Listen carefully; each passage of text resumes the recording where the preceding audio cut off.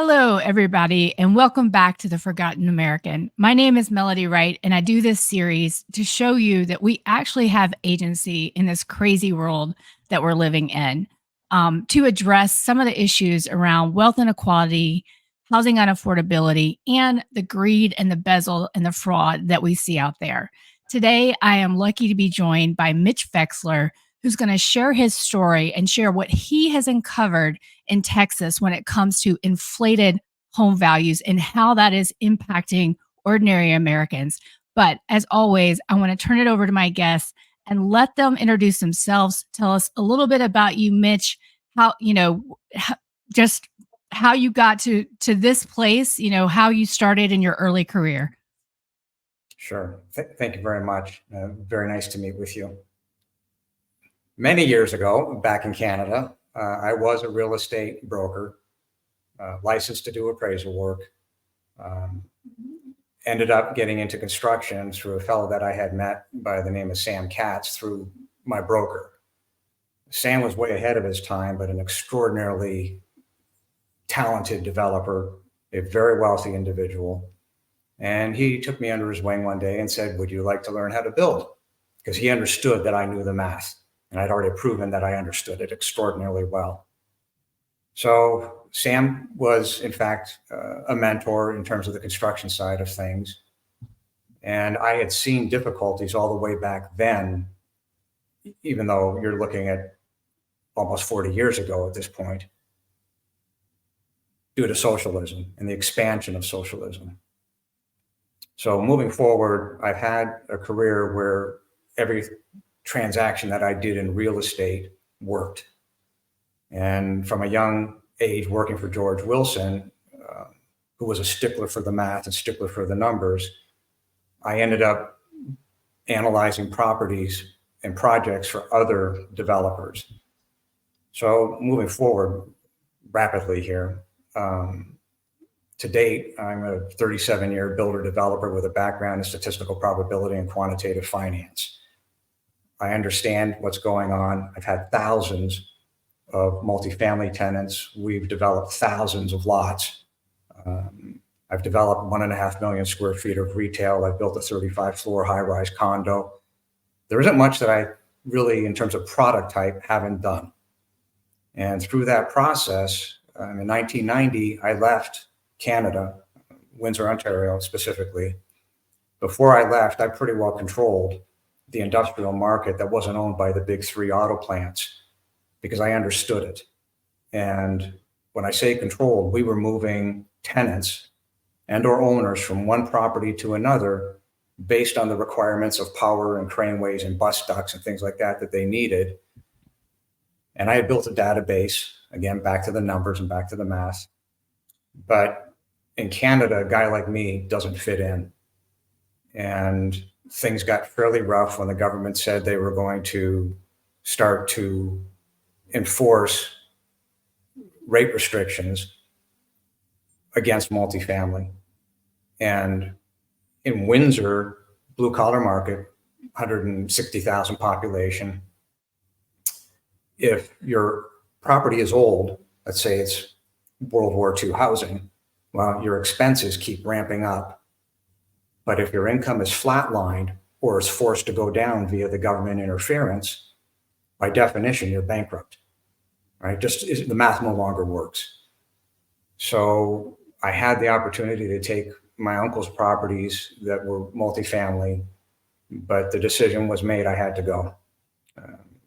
My grandfather knew that I had the talent, and he just simply said, "This is no longer your home, you're out." So I did so. Went for a place to look. A friend of mine left Canada at the exact same time. In fact, we shared the same moving truck. And when I got off the airplane in Dallas, that airport is 18,000 acres. Well, that's as big as the city I'm from. I knew I could smell the money the second I got into the airport. So I immediately went to the Chamber of Commerce. I met a lady by the name of Ruth Ann, who took pity on me and sat me down and opened up several documents. And she kept saying, "Well, the economy's bad. It's horrible. Everything sucks. It's terrible." But I'm looking at the numbers, and because of where I come from, extraordinarily blue collar, automobile related, and my family's been in the retail business for 80 years. To me, this economy going up and down like a yo-yo is music to my ears. I'm totally fine with that because I know that's where the money is. So she was very down on the banks and very down on real estate and everything sucked. Okay, but that's not what the numbers were showing. What the numbers were showing was straight up government interference at the bank level, i.e. the RTC. So I made a few phone calls to some of the guys I used to do business with back in Canada. I said, okay, I'm here. I need some money. I'm going shopping. And in essence, that's what I did. I went shopping. Well, it all turned to gold. Yeah, I was buying defunct assets because the bank didn't have a clue what they owned. I bought about a half-mile long strip of duplexes in Haltom City. I think that was What year was this? Sorry, I think I missed it. 1990. 1990. Okay. 1990, yeah. And that was an interesting story because the average income was about $300. This was 3-year-old product owned by a bank in Minnesota that was so dumb, they were literally paying snow removal. I mean, think about this. This is Haltom City, Texas, and they're paying snow removal. So the property was full of drug addicts. This is a 3-year-old, very nice property. It was a nightmare. But I looked at it and said, okay, fine. We'll go in and clean it up. So I went down to the police department, introduced myself. And there were drug needles. There's a school up the street. There were drug needles in the ditch. The cops knew about it. They said, what can we do for you? I said, well, I want to go in and clean it up. He said, okay, how about 10 o'clock tomorrow morning? So we went out. We had a front end loader. The police were unbelievable. So they went in with us. We threw the tenants out physically. Most of them had gone to work, had gone to deal drugs, whatever they were doing. Took the couches, the chairs, the beds, everything, threw it out on the front lawn. Came by with a front end loader, tossed it all in the trash. Cops stayed there for 2 days to make sure that anybody that would dare come back would be arrested. And it wasn't just the cops. I mean, they brought in dogs, guns, you name it, they brought it. So it turned into a beautiful thing because it allowed me to get in there and clean that property up. So my wife, we brought bottles of 409 with us and all sorts of stuff to clean it up. So Catherine put 409 up on the wall, and the crack cocaine started to ooze off the wall. Wow. So I'm watching this and saying, okay, yeah, we got to dig in here a little bit deeper.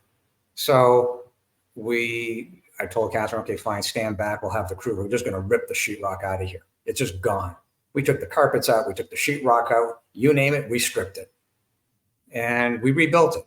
So about 90 days later, we started getting $650, $675, $700 a month in rent. It just simply started to climb because the area was good.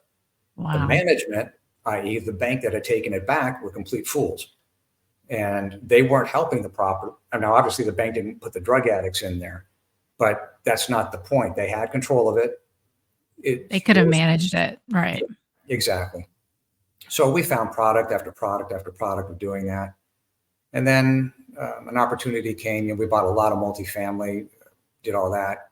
But I saw that demographically speaking, where the growth was. By then I had started to learn what the pattern was demographically. So I said, okay, fine. Now we're going to start building retail in the path of growth. And then we started building multifamily in the path of growth.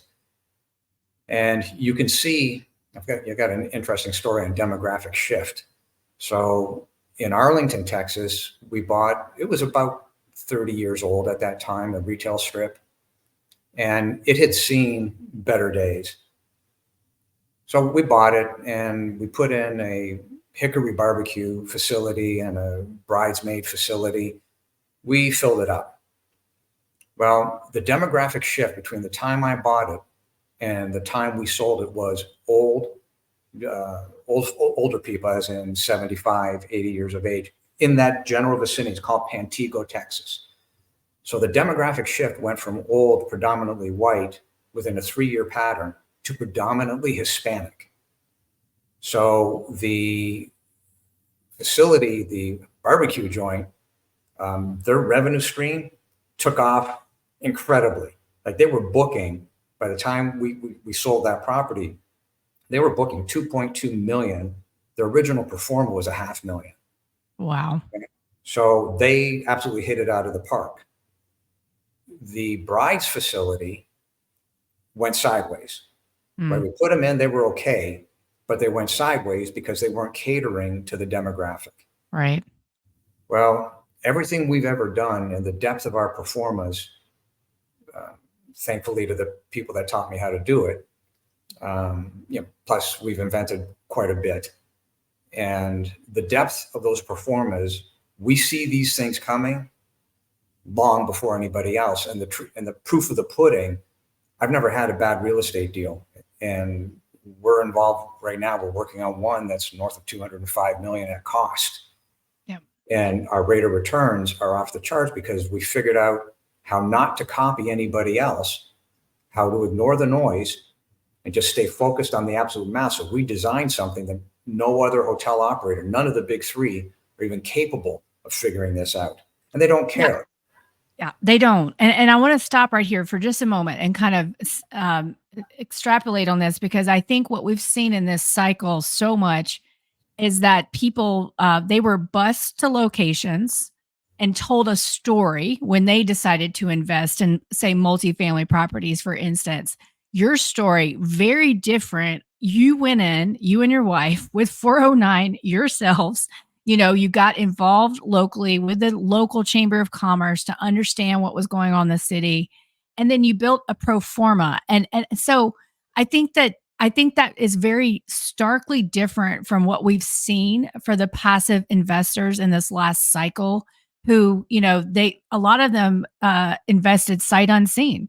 They didn't do any of their homework. In fact, I've had people contact me and I've asked them, well, just show me your return on your investment model or your cash flow model, and I can let you know if you should be concerned.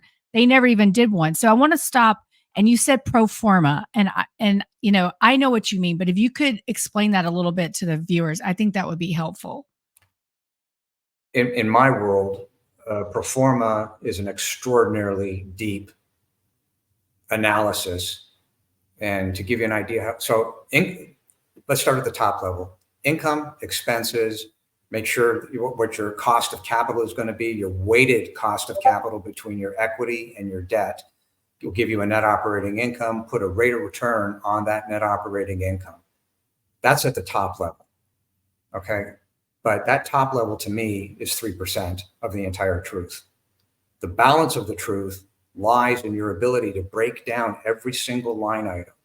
So whether we're building the project, we use what's called Monte Carlo analysis, and we use what's called a Gaussian channel or central limit theorem to determine what our cost of lumber should be, what is the bounds of what that lumber should be, what is the cost of our labor, what are the bounds of that labor, and then we start doing analysis of what if scenarios.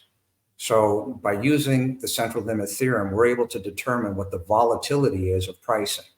Well, if I know what the volatility is, I literally can extrapolate that using Monte Carlo analysis and say, okay, fine. What's my best case? What's my worst case? And what's my target? And I can literally project forward on a 12 or 24 month basis where I'm supposed to be given any one of these scenarios. So let's say it's a hotel and the hotel has 5 restaurants and one of the restaurants isn't doing so good. So we plug in, what can we convert that restaurant to? Well, our performance, like on a hotel, is 60 some odd pages deep. We know what our restaurant revenue is by the seat, by the ticket, by the hour, by the restaurant. We break every stitch of it down. Then we break it down into the food. We actually break it down into the gram pricing of food. So the chef really has one job. If something isn't working, well, 2 jobs, one of which is to go schmooze customers on the floor. The other one of which is to break it down in such a level that if a product isn't working, and our accountants pick it up, which they will within hours that it's not working, it will be pulled out of the kitchen.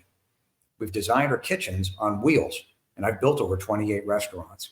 So it's no joke when I say, if it isn't working, it's out of the kitchen. We will move it out on wheels and it's gone. And we'll plug in something else. So there's certain soups during certain times of year that don't sell. No problem. Soup's gone. We'll bring in a different type of soup. Right. And that's the key to doing this, is the due diligence under the hood is at such a micro level, you know everything. When I walk on a job, I have the construction drawings memorized. My drawings are 300 plus sheets. Okay. I don't need to be holding a set of drawings in my hand. I know what the costing is down to the stud. I know what the nailing patterns are down to the stud. I know what the screw patterns are if I'm using steel stud. So I'm able to take what's on my drawings in my spec book, in the construction contract, because my construction contract ties to the specs, ties to the drawings, ties to the trades. And even at the trade level, if the company's trades, I hire a plumber by way of example, and if the plumbing crew has a problem and the company has a problem, in my construction contract, I literally have the right to take over that crew. Nothing is going to stand in the way of me finishing this project.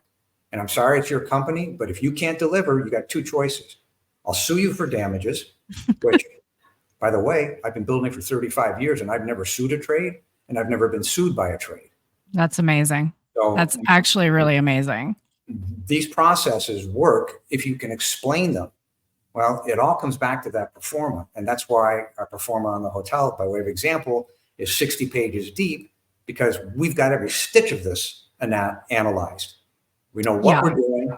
We know what the probabilities are of something going wrong. And when we're able to locate those probabilities, we say, okay, how do we hedge against that probability? Because in certain cases, like a few years ago when lumber was really running as a 200%, that's a problem. So how do you hedge it? Well, you could hedge it in the future market, or you could buy down your contract. There's things you could do, or you could just simply say, you know something, I'll buy the lumber slowly and hope that it starts to come down to try and average cost.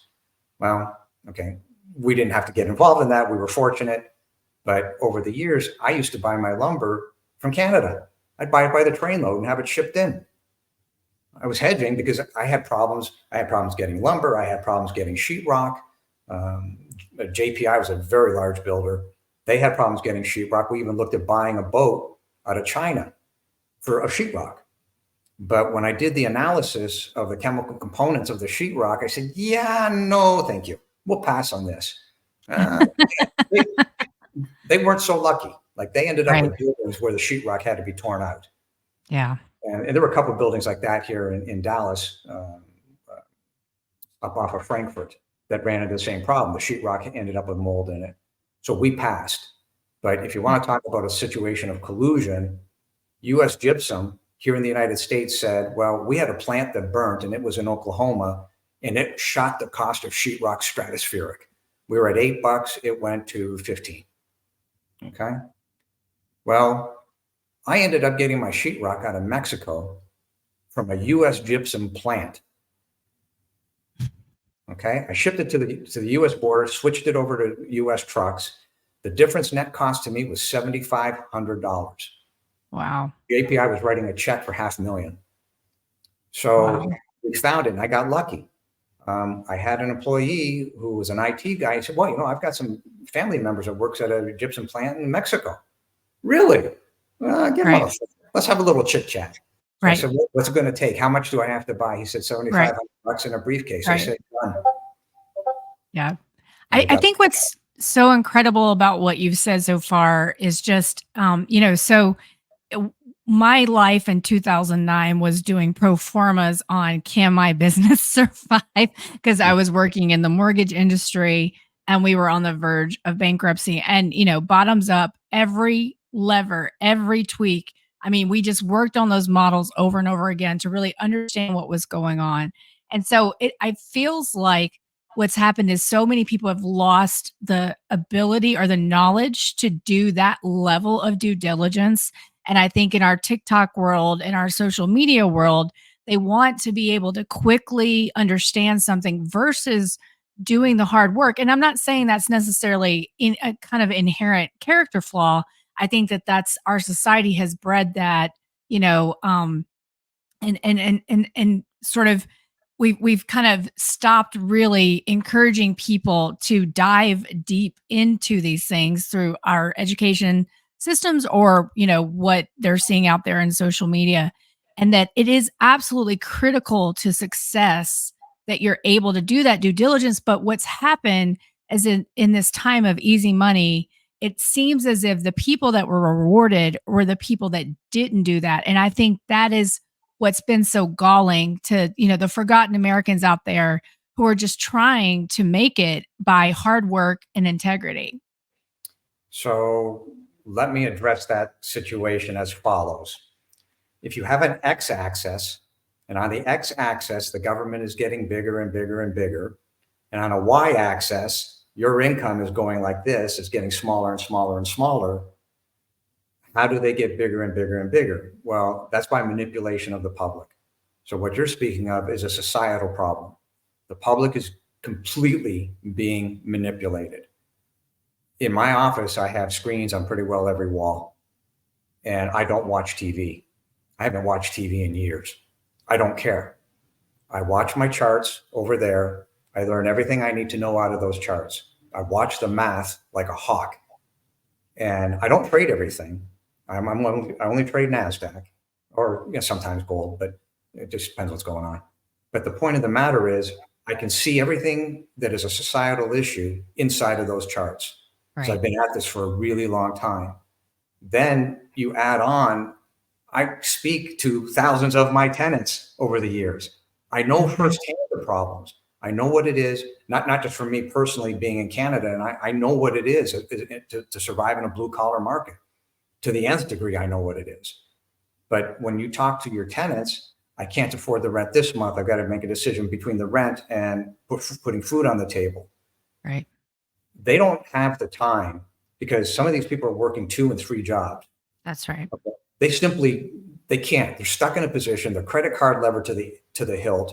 All they're ever taught is spend, spend, spend. That's but right. When they're taught to spend, spend, spend, and keep up with the Joneses, the very next thing that happens to you is that you hit a wall. You're bankrupt, right? Your credit card is maxed out. You've got rent, you've got food. You literally do not have any savings for an emergency, 3 months of savings at a minimum.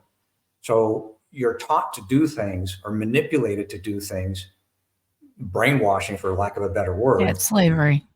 And that is what is causing so much stress. Mm-hmm. And you can say, yeah, it's easy money. Easy money isn't easy. There's no such thing. It's got a real cost to it. And that real cost, unfortunately, where I think things are headed, is for a depression greater than the original Great Depression, because that's what the math is telling me. So people are put in harm's way more than they would be if they were left to their own devices. Agreed. It's just a horrible, horrible situation. And totally agree. That's one of the reasons why we saw it coming. We've pretty well sold everything that we've got in terms of the asset base. I've been asked to help several people recently, 2 of which we did take on, 2 of which we rescued. One of which, unfortunately, they didn't listen, and they will be foreclosed on within the next 10 to 15 days. But there's a whole other story on that problem. But the equity will lose 18 million. The bank itself will probably lose 7 million. And the property never got past 30% complete. It will end up being torn down. It's so bad, the city filed a lawsuit against the developer to make him tear it down. So this is why I often say to my viewers in Travis that I'm bullish bulldozers, because based on everything I've seen out there, there is only one solution for a lot of this, in my travels across the country. But I want to pivot. I want to talk about specifically what you have found in Texas, and what brought you to kind of start digging in there and for the last part of the show. Well, you're speaking with regard to the CAD. Correct. And so a lot of people, the CAD is the Central Appraisal District. Is that correct? Yes. Okay. So in 2016, I went to the Denton Central Appraisal District, and the appraiser was trying to negotiate my property value with me. Well, okay, not the brightest move on the planet, but okay, fine. If you want to play the game, let's play the game. So he ended up acting like a used car salesman.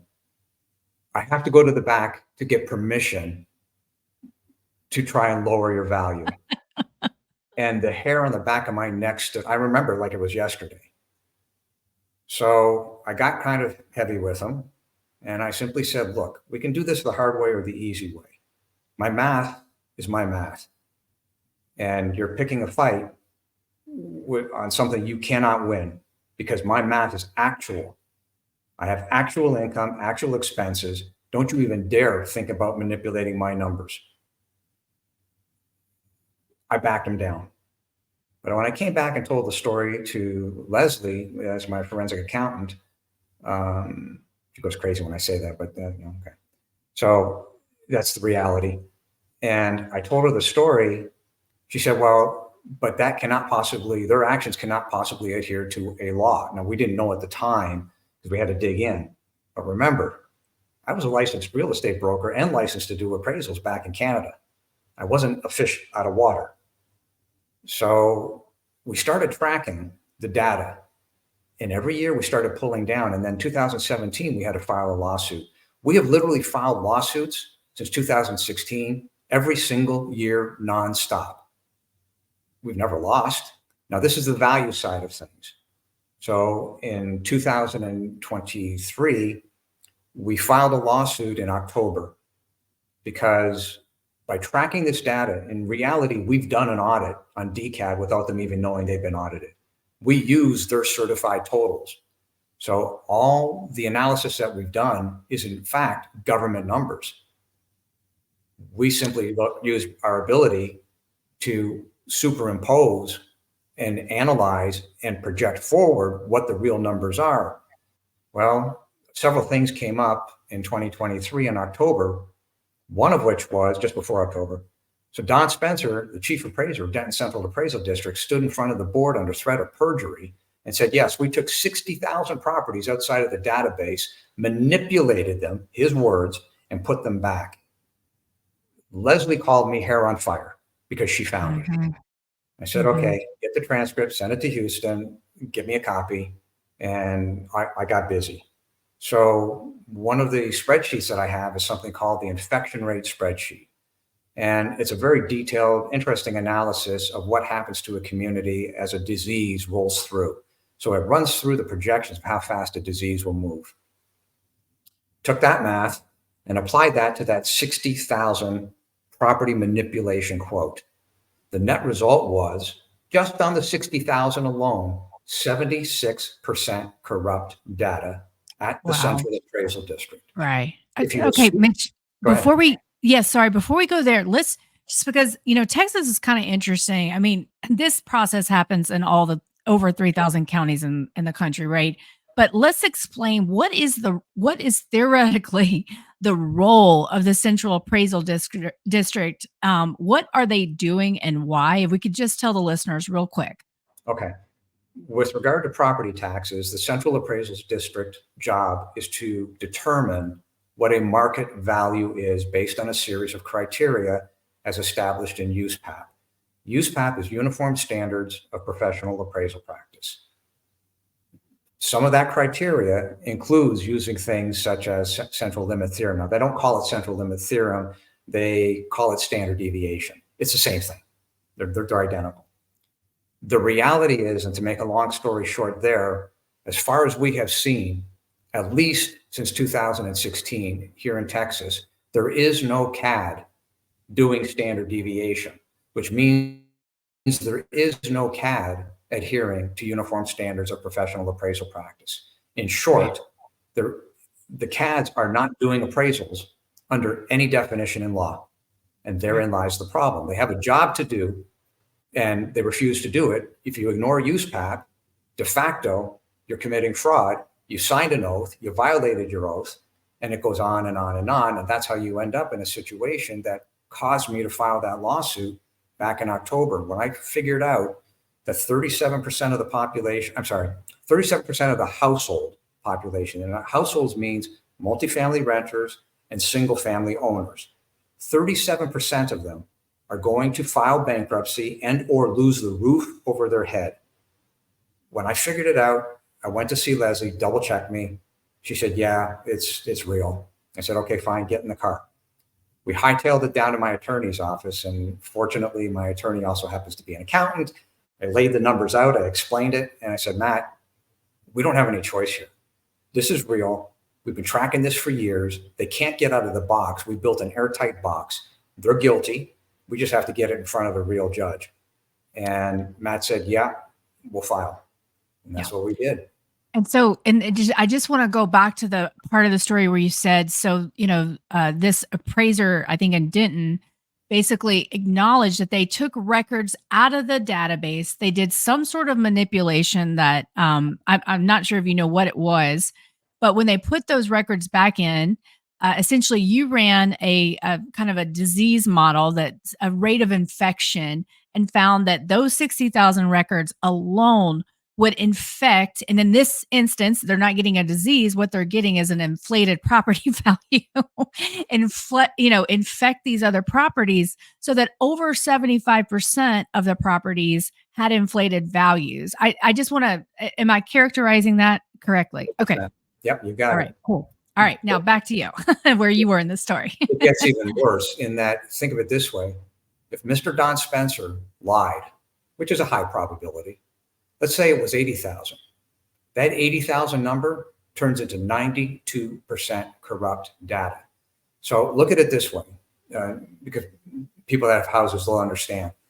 If you have 6 comparisons, you walk into an ARB hearing and you lay out your 6 comparisons. Okay, that's fine. Well, they've got 6 comparisons. Yours are probably true comparisons because they're inside your own subdivision. Well, if they use a house out of their 6, here's a house here, and let's say this house is 20 miles away. Let's say this house is 10 miles away, and let's say 4 houses are within your subdivision. Those 2 comparisons that they're claiming are comparisons are, in fact, if you were truly using standard deviation, outside a half standard deviation move, which means they're not comparisons, they're outliers. So you see, they're caught in a lie that they cannot get away from. Their own database is, in fact, their death nail. It's literally the nail in the coffin. Right. And that's how they're ripping people off, because people don't even understand how to begin to put a grid together. They can't do an analysis. Over and above that, we caught the CAD. So on the commercial side, in 21, there were 6 class codes. Class code was nothing more than another way to screw the property owners out of more money. We found class codes that were demoted from an A to a B, from a B to a C, yet magically the property values went up. Mr. Spencer, please explain. Mm-hmm. When we put him on the stand, that's one of the questions. We're going to do it out in public. They can't, right? The math is broken. In other words, they're not using the math. They don't care about USPAP. All they care about is the cash machine, and they're lying to the public. Bottom line is, if their mouth is moving, they're lying. And we have the evidence. And it's a mountain, it's gigabytes of data.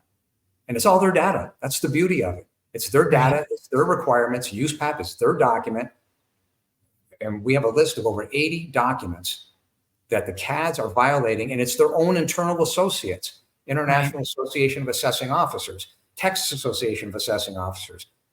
These CADs are violating every single document without exception. And it stems from one simple thing, and that is they are ignoring USPAP. If you ignore USPAP, your existence should be non-existence. You're violating your oath. You're committing a crime. You violate that oath. That's a 3rd-degree felony, straight up. The board members have violated their oath. Chief appraiser, deputy chief appraisers. The RPAs, we have 2 pending lawsuits. We'll decide what to do with them shortly. But in the 2024 cases, we have those RPAs committing perjury. And one of the RPAs says, well, I don't want to commit perjury. 2 seconds later, he's committing perjury. Right. It's just, it's criminal.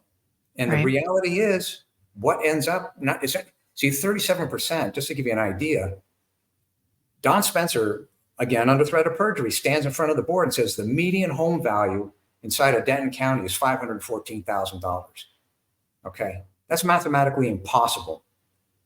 The word median means that the average person can afford a $514,000 home. You know that isn't the case. That's not the case at all. To afford a $514,000 home, you need $189,000 in income. That's right. Now, why is that possible? Because the median income in Denton County is $109,000. Right. The median income can afford $296,000.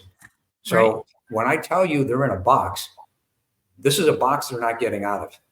Right. And so I kind of want to talk about, I mean, you said it a little, you said, they just want the cash to keep coming.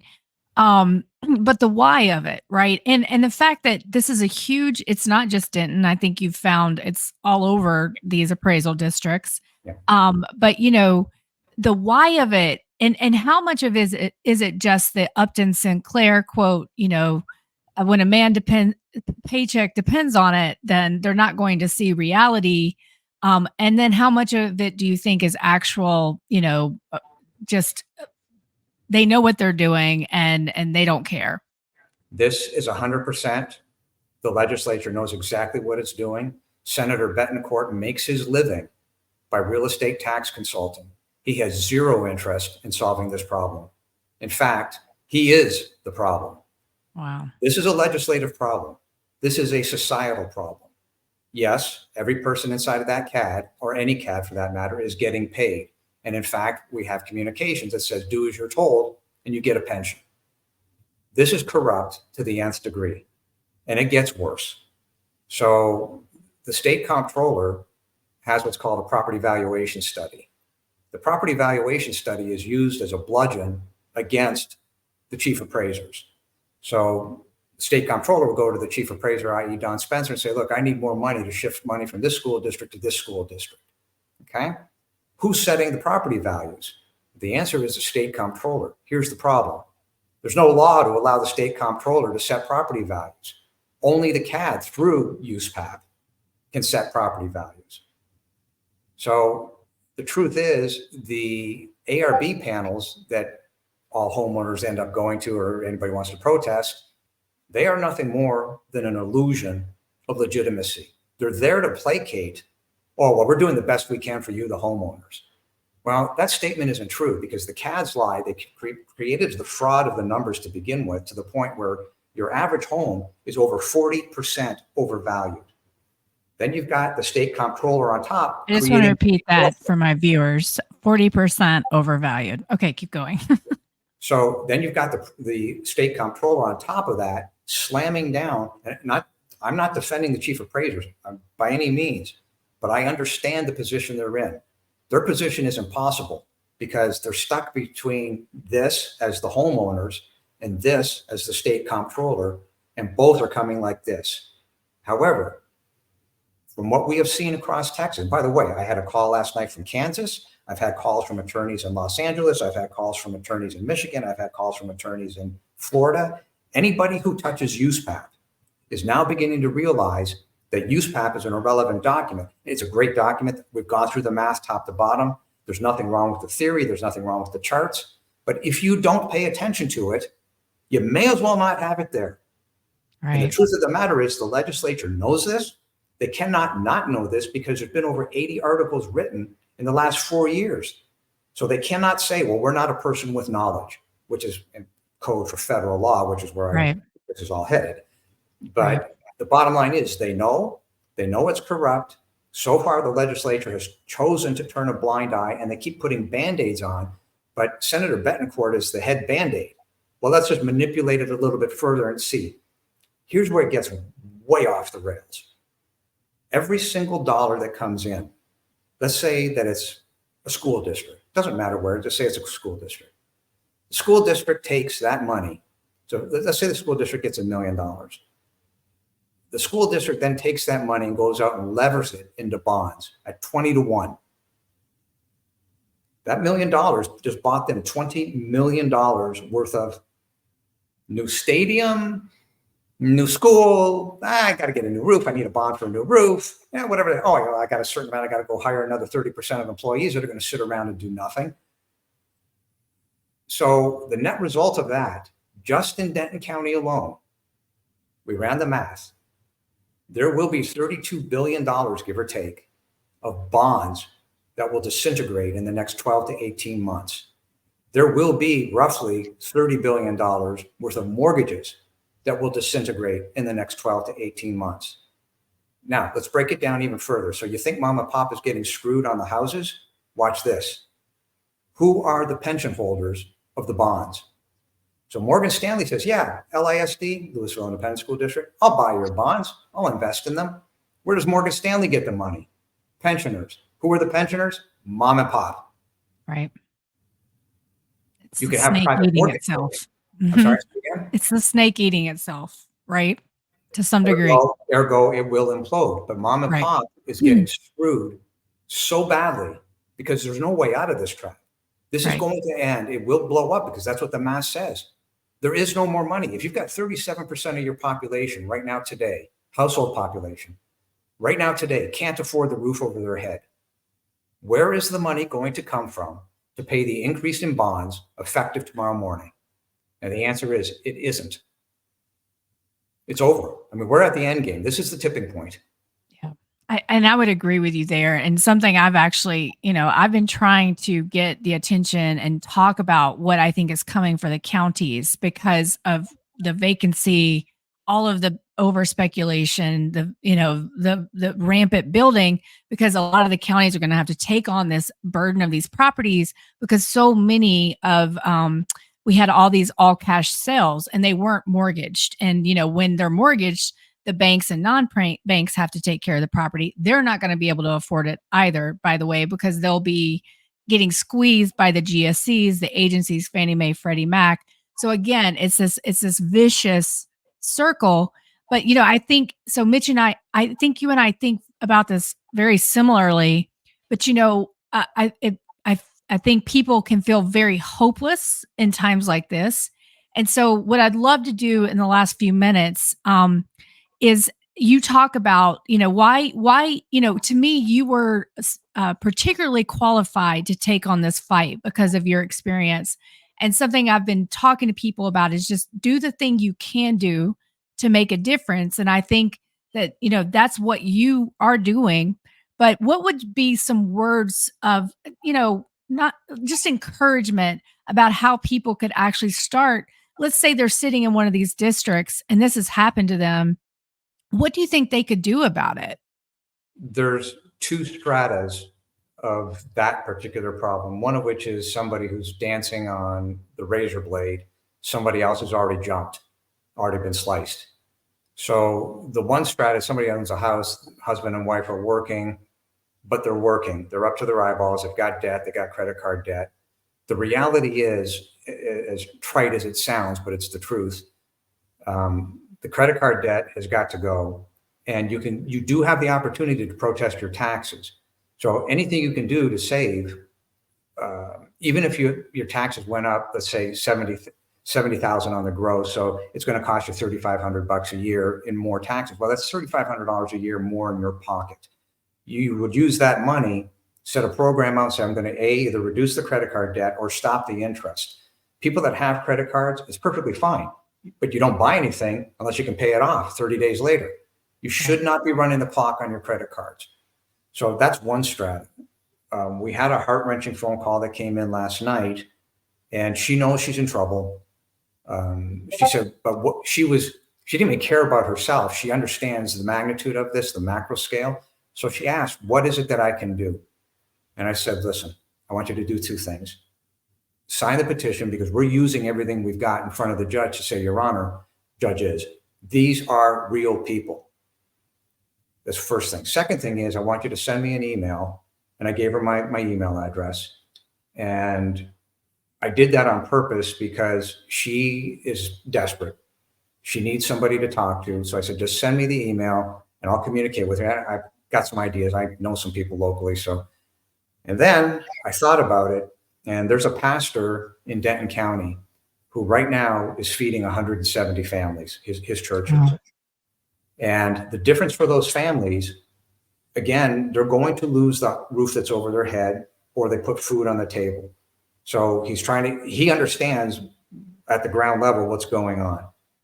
So I'm going to put her in contact with that pastor to help out. But the thing was so magnanimous about her is that she didn't care about her own position. She got it. She said, on a macro basis, there's a lot more people, and I'm fortunate.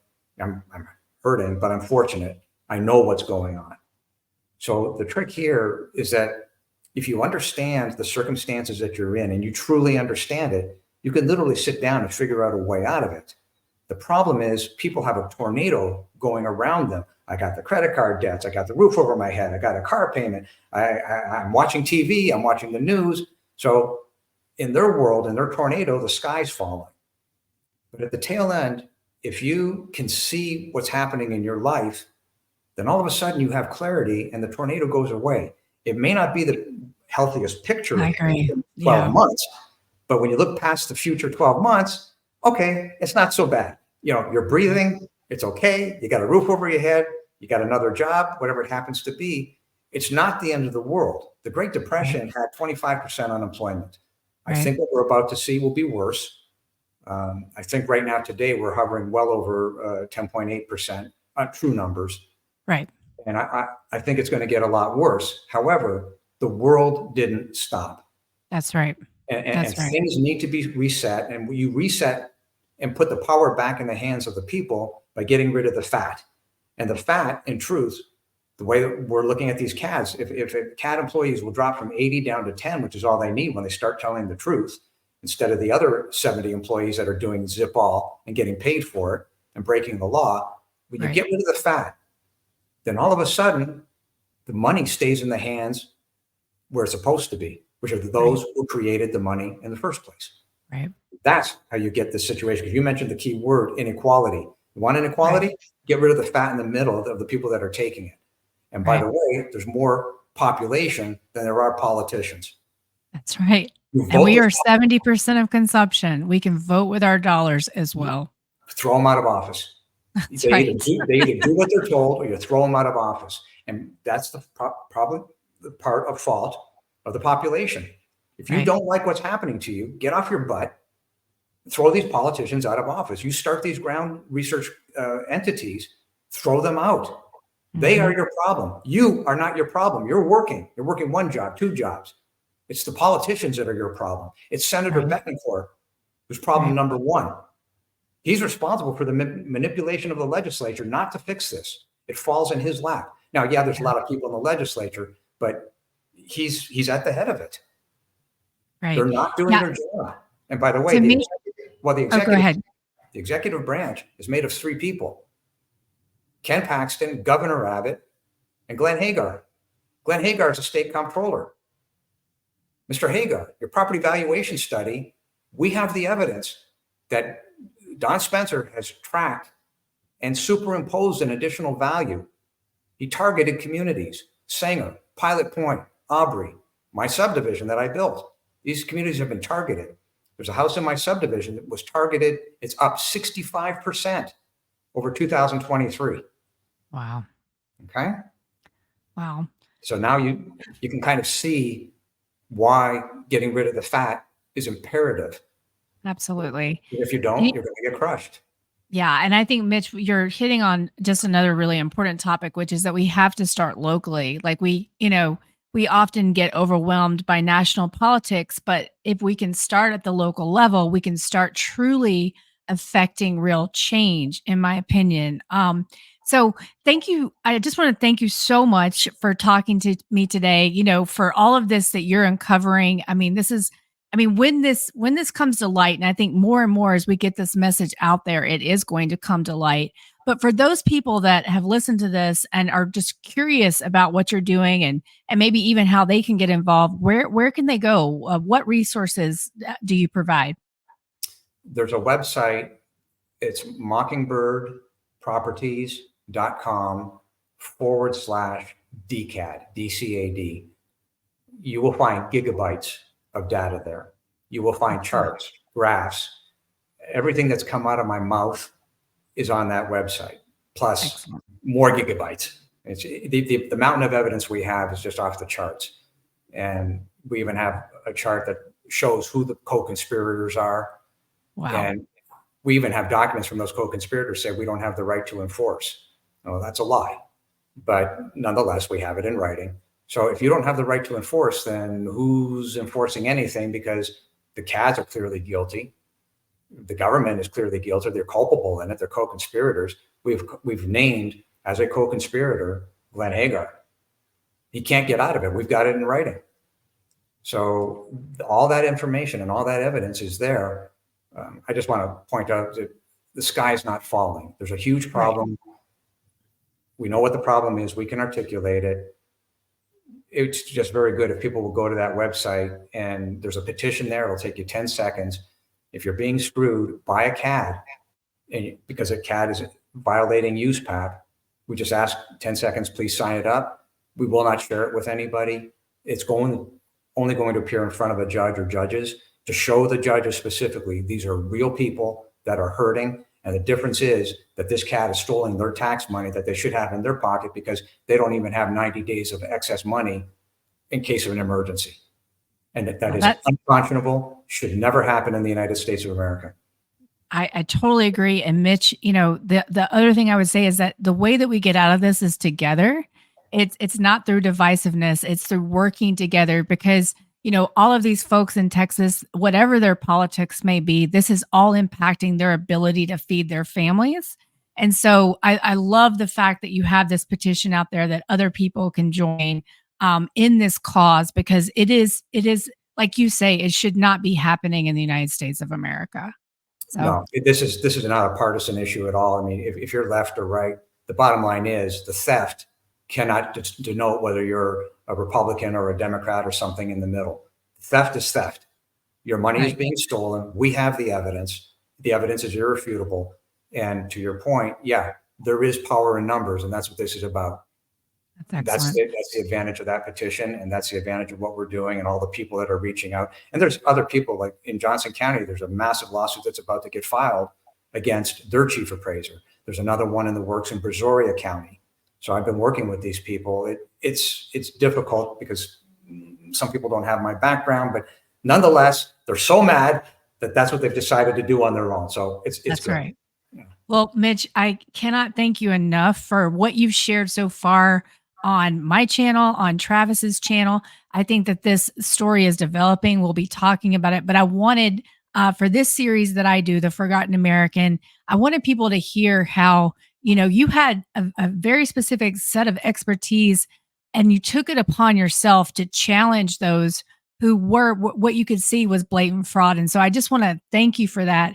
But thank you so much for joining me today. And to my community, guys, thank you for all the support. Thank you for being here. It's stories like Mitch's. If we can all work together, come together, we can fight the fraud and the fat in the middle. So thanks again, everyone. And I'll see you again next time.